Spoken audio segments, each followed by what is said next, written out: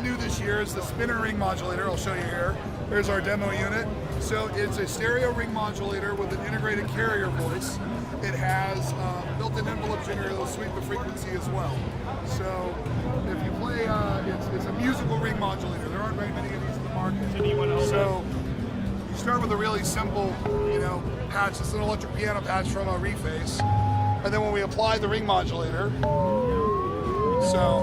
and that little sweep in there with the ring mod is the envelope effect in it. So we have that, then we can apply the depth of the envelope, and it'll also track pitch.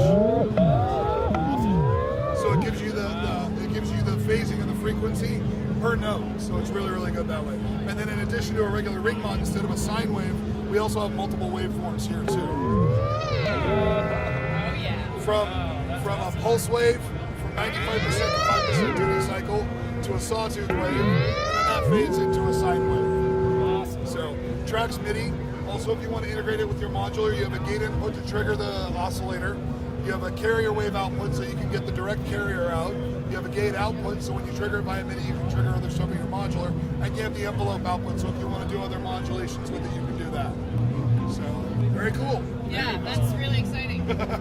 You want to say something about? I know it's not new. Oh yeah. So this is the Archangel. Yeah. Unfortunately, it's an exclusive through Analog Haven. Yeah, but it's a 4-row 16-step sequencer with integrated touchplate keyboard. And the one thing that's really unique about the touchplate keyboard is that it's not only pressure and on-off sensitive, it's position sensitive as well. So you can use it also almost as a fader bank. The other really cool thing about it is the built-in quantizer.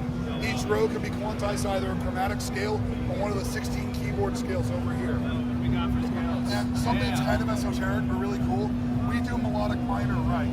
So when you actually have a melodic minor scale that goes up, it goes different down than it does. So we actually track that correctly. So it has DIN sync and MIDI sync on it. It'll receive and transmit. It'll also act as a format converter. And you have sequential switches in here too. 2 2-to-1 and 1 4-to-1. So you can double up the top and bottom pair of rows, and then also 4 rows.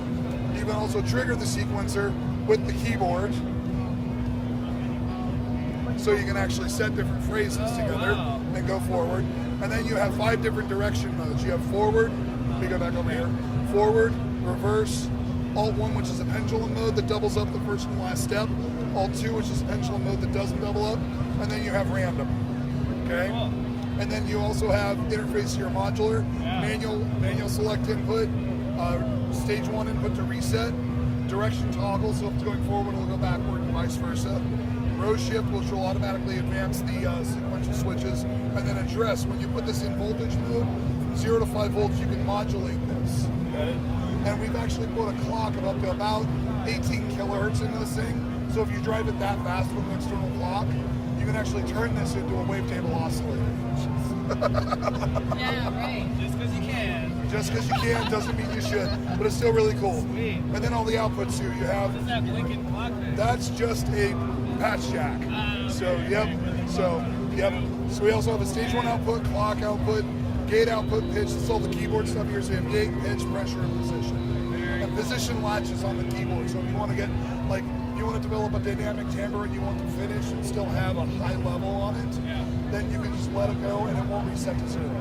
Just latches. What's the technology for the capacitor? It is a microprocessor-based capacitive touch sensing system, similar to the first generation iPods.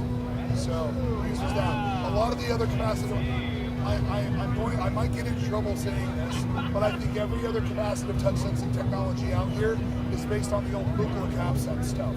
So it just uses an NAMM, it's all analog. This allows you to adjust for humidity, for variation. You don't need to tune this manually from time to time. So it's automatic. And we're going to be putting this into future products, so keep on the lookout for that. Cool. Okay? What's this guy up here? This is the expander for the Archangel. It's called the Huffer. So we have a protocol we've developed called Uplink, all right, which you can actually cascade multiple units. We have this, we're also developing a trigger sequencer, so you can have a specific trigger sequencer for it. When I did the first production run of these, I built 25 units, and I slaved them all together, because you see you've got an input and an output. You can cascade multiple units. So we had 104 rows of sequencing going at the same time.